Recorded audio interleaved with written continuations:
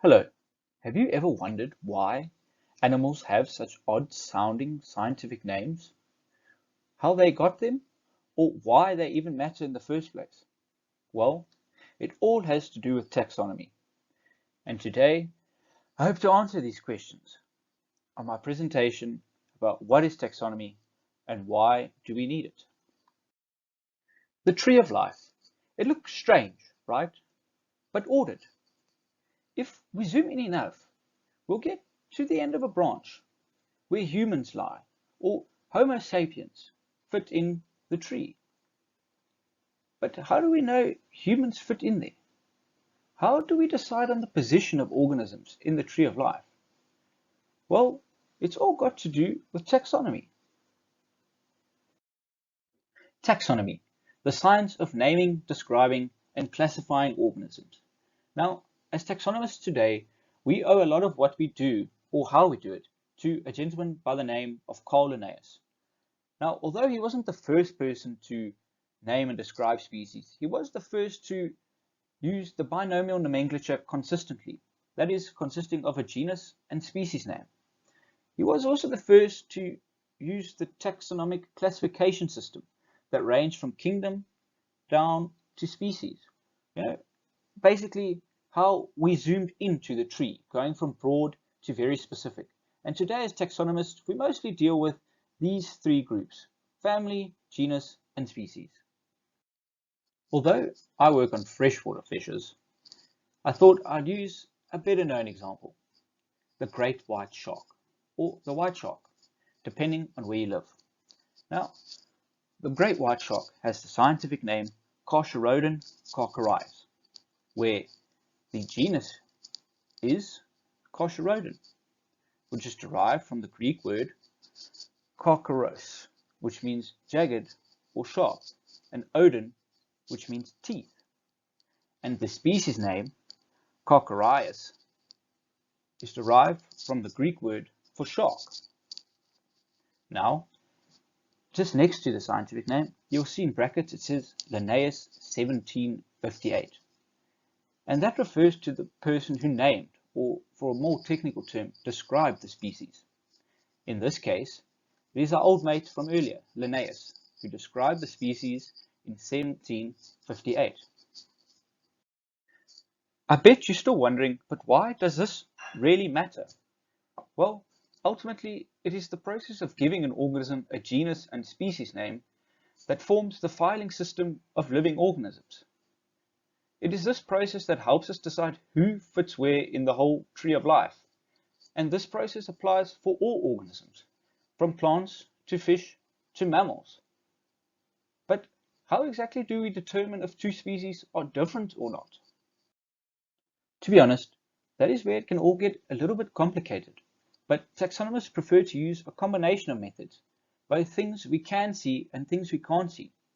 The things we can see are things like morphology. We look at the body, the shape, and the relationship between different measurements in comparison to the body itself.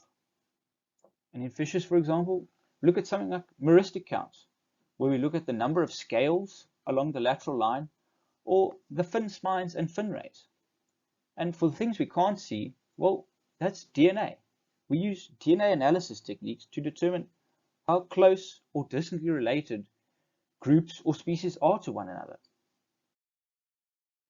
Ultimately, separating two species relies on finding reliable characteristics that can tell the two apart based on the analysis of the morphology and supported by the DNA techniques that you use.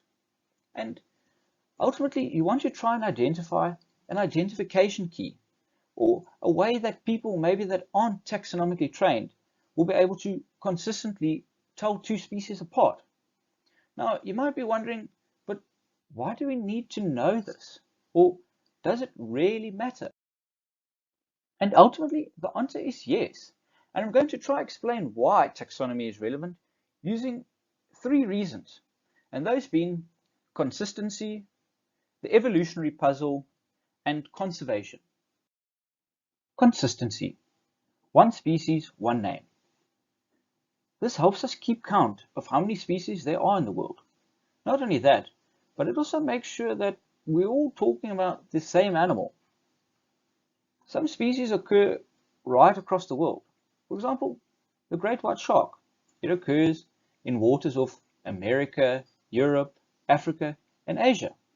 One scientific name ensures that no matter what language you speak, if we refer to the scientific name, we're all speaking about the same thing or the same species. And this helps us remove confusion and language barriers. And also, in different places, different species might have different names or common names, like I mentioned earlier, the great white or the white shark. And sometimes common names can be quite confusing in itself. For example, in Africa, a barbel is a type of a catfish, a type of an air-breathing catfish. But in Europe, a barbel is a type of cyprinid, which is related to carp and not very related to catfish. The evolutionary puzzle. Well, taxonomy helps us to understand who is related to who, and when in geological time species may have separated from one another.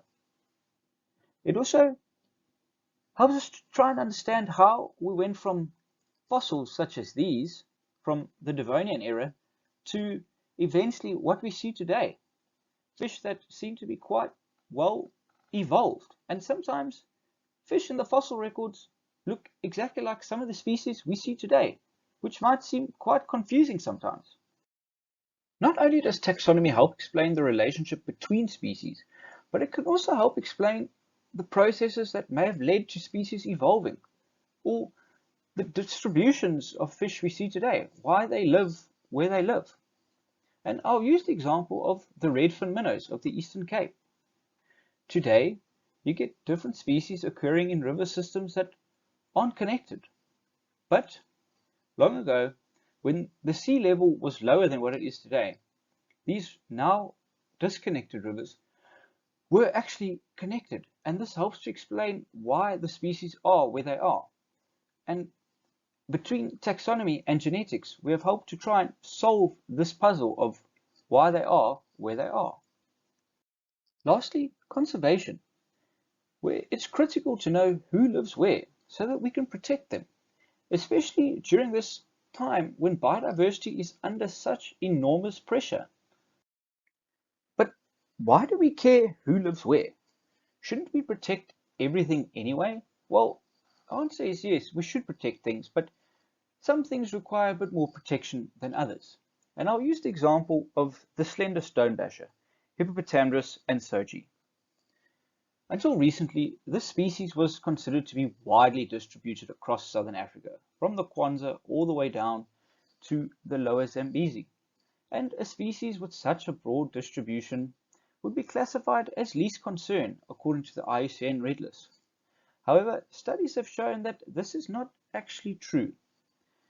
Rather, the species actually consists of a species complex, or a lot of species distributed or scattered across different river systems, some with broad distributions in the upper Zambezi or the Okavango river system, which may be classified as least concern, while others with more restricted distributions to single river systems may actually be endangered or even critically endangered. Understanding who and what lives where is the currency of conservation. It helps us to understand what threats a species may be under, or even how to protect it. Do we need to establish protected areas? What are the major threats putting the species at risk, and how do we mitigate these threats? Thanks for listening.